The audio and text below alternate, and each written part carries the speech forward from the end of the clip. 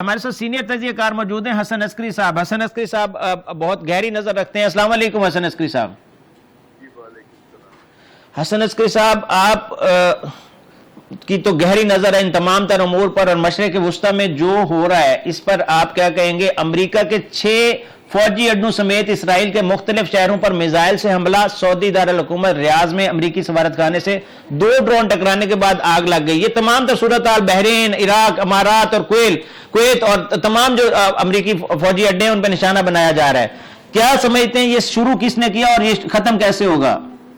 دیکھیے, جنگ تو ظاہر ہے کہ جو شروع کی ہے وہ اسرائیل اور امریکہ نے مل کے یہ جنگ شروع کی تھی, اور جو یہ جنگ اب ہمیں پورے خطے میں پھیلتی ہوئی نظر آ رہی ہے گلف میں اور مڈل ایسٹ میں, یہ ہمیں پہلے سے اندازہ تھا, کیونکہ ایران نے یہ پہلے سے بات کہی تھی کہ وہ ظاہر ہے اس کے پاس کچھ قسم کے میزائل تو نہیں ہیں جو امریکہ تک پہنچ سکیں, لیکن امریکہ کے اڈے جو اس علاقے میں ہیں جہاں جہاں امریکن ملٹری پریزنس ہے وہاں تک تو اس علاقے میں تو ان کے میزائل پہنچتے ہیں. تو بالکل اسی ایکسپیکٹیشن کے مطابق یہ جنگ پھیلی ہے, جو کہ ہمیں پہلے سے اندازہ تھا کہ اگر حملہ ہوا تو اس کے نتائج جو ہیں وہ علاقے کے ممالک کے لیے اتنے اچھے نہیں ہوں گے, اور علاقے کے ممالک کو لازم ہوتا ہے کہ وہ امریکہ پہ اور اسرائیل پہ دباؤ بڑھائیں کہ یہ جنگ اور یہ تنازع جو ہے اس کو ختم کیا جائے اور معاملات کو سفارتکاری سے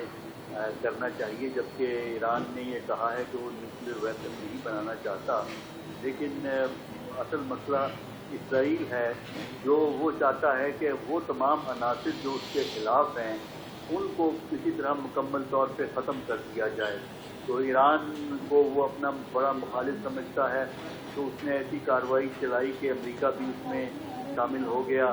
اسی طرح حزب اللہ کے خلاف کل رات سے کارروائی لبنان میں کی جا رہی ہے.